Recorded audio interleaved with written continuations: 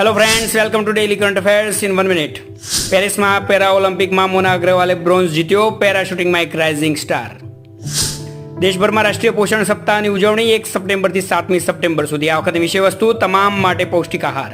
કેરળમાં મરાયુર મધુરમ નામની નવી ગોળ બ્રાન્ડ ઇડુકી જિલ્લાના આદિવાસી ખેડૂતોએ ઉત્પાદન કર્યું.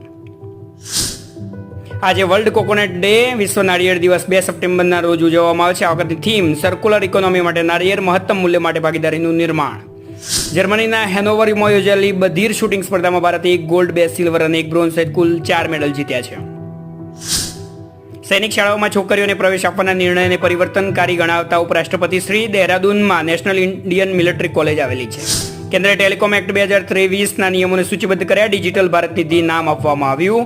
અને ગુજરાત સાહિત્યના એક યુગનો અંત, ઇતિહાસવિદ લેખક મકરંદ મહેતાનું અમદાવાદમાં અવસાન. આવા ડેઇલી કરંટ અફેર્સ માટે સબસ્ક્રાઇબ કરવાનું ભૂલતા નહીં. જય હિન્દ.